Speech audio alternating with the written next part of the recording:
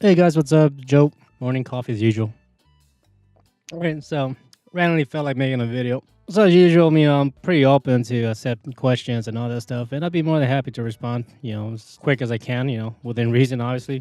Usually when I get questions from people either through Twitter or Instagram or whatever, a lot of it has to do with products or also like how to get started and all that stuff, or they ask me, how do you learn what I learned and all that shit. And obviously, basically everything I teach or respond with has just been my experience. My experience is basically my experience, and yours experience is going to be your experience, right? So it's going to be different for each, right? But the thing I guess I want to talk about in this video is basically I've been a freelance guy my whole life. My dad, he started his own business. By the time I started junior high and then went to high school, like my dad already kind of had like a little, business going on, working in construction, and I helped him out, right? So I never really had a job in the sense of like going to like retail or fast food or any of that stuff, right, where I had to punch in. I always been working with my dad, and we basically grew a business together. So a lot of my business and work related experience comes from that. So when I decided that I needed to make a change in my life, and like because I wasn't really happy in working in construction anymore, I decided like around the age of 27,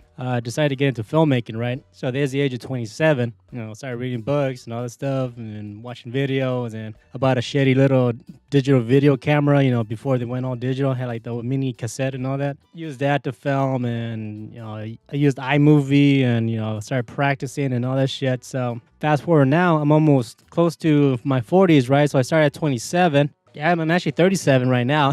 So like if you're watching my videos right now, it's most likely because you know me through Paul. I've been working with him for like 40 years now. So you can do the math from 27 to now, which is 37. Obviously, that's 10 years. So the point I'm trying to get to is that like if you're trying to like aim to work for yourself or start some kind of career, it's got to take some time. So definitely you deciding to have your own business, getting to filmmaking or whatever it is that you want to do, it's going to take some time. So don't get discouraged, right? Now, that being said, I had one email. This one person, like, he got a hold of me and he asked me about if I can help him to edit and all this stuff, right? And like he pretty much told me how he invested a lot of money in cameras and studio equipment and all this stuff, and he really wanted to get his channel going, and he wants me to help him out. I say yes, right? But I didn't end up going through working with him because like he started to like send me a lot of like mainly emails and also through Messenger, like a lot of messages about him like trying to get things done rushed and all that, and he was stressing that. And also there was something important that he had to do, which had to do with surgery, like some kind of a health issue thing that involved, I'm not gonna give out too much details because I don't want to call anybody out if like you're that person watching my videos. But just to keep it relevant to this video, the guy had to do something important which had to do with his health and in regard to surgery, right? And I was already scheduled and ready to go, but he decided to cancel that surgery because he wanted to continue his business and all that stuff, right? He wanted to get that going, and I'm like, dude, no. All right, I can tell you straight out, doing shit like that is not a good idea. I can learn from myself that when I was starting to do my thing in the sense of like trying to learn how to be a filmmaker and all that, just like him, I was full of energy. I wanted to get it done and all that. However, the thing is, like, I invested so much energy in like studying and practicing that eventually my health started to go bad. Basically, what ended up happening was I wasn't eating well. Just to save time, I was eating like top ramen all the fucking time. So obviously, that made me gain weight, and I wasn't feeling good. Staying up late, I wasn't sleeping enough, and because I was sitting in the computer so much, working on my stuff or studying or doing tutorials, like I developed back pains. My body got weak. Your obsession to get things going can fuck you up big time, man. And like you need to be careful with that. One thing I will say, what I learned with my dad is basically he had a job, but then he wanted to make the transition of starting a business, right? So it's like, all right, fuck it, I'm gonna quit my job. I'm gonna start a business. And it's not only my dad. I mean, like working in the construction field, we met people that did the same thing in a sense, like they quit their current job that was a steady income, right? A steady source of income. But because they were so focused on starting their own business, they decided to say they quit, and then they, start, their business, and they took all this money and credit and loans and all this other shit. And no, a big fucking no. Now, not everybody's gonna listen to me. Not everybody's watching my videos. My videos get the most of maybe 10 views at a time. So if I can reach one of you, to not, be careful if you want to decide to like work for yourself or start a business or start a YouTube channel, whatever it is that you want to do. It has to be a smooth transition from you being employed to you being saying put in your 2-week notice and then be able to like continue with your business, right? If you decide to just quit, they have a gap and not working because you're focused on your business, and then down the line you're hoping that your business is going to pick up, you're going to put yourself in a very bad position. Yes, there's always success stories and this and that, but the thing is you're going to put yourself in a bad position. And not only that, it doesn't affect you. If you're married, you have kids, you have like big obligations, like say you have a car payment, you have mortgages, credit card bills, and all this shit. If you're not working and you decide to put off those stuff or pay it late or pay the minimum of your credit cards or whatever it is, you're gonna fuck yourself up big time, dude. And like doing that shit is not wise whatsoever. So again, I'm speaking from experience. If you're working and you have a good steady income, what I would have done, what would have preferred my dad would have done,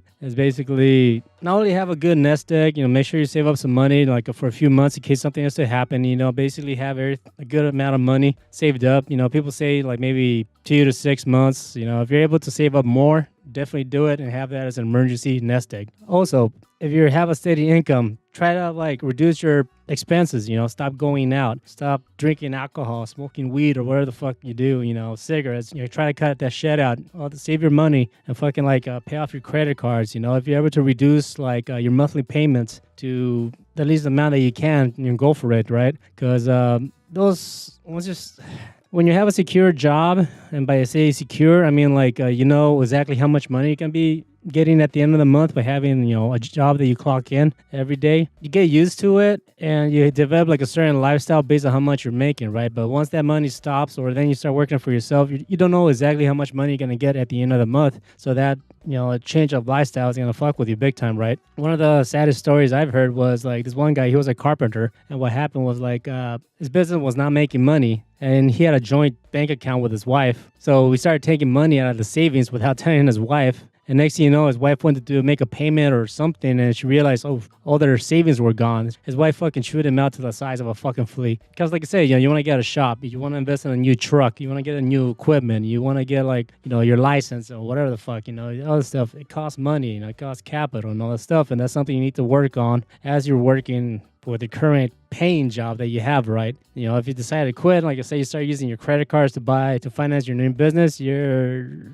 asking for trouble. And like, yeah, that's not a good fucking business plan whatsoever. So I want to keep this video short.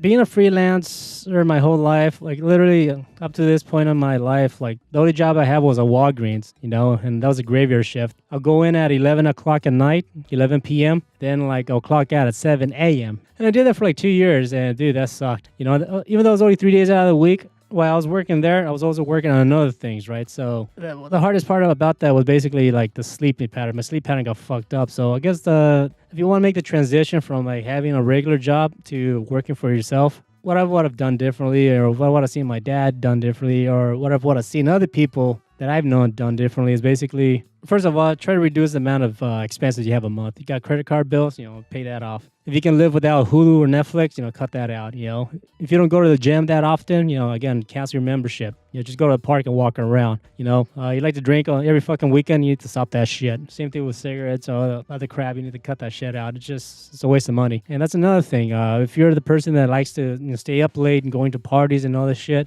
freelance work might not be for you, right? Because like if you're not working, you're not producing. And that's something you have to like learn to balance, I had to learn to balance like my work life with spending time with my girlfriend, right? Because, my relationship is important. If you're aiming to have this freelance life and all that stuff, you need to like be prepared mentally, physically, and financially. Anyways, I want to end the video so I can ramble on more about this shit, but there's nothing more to it.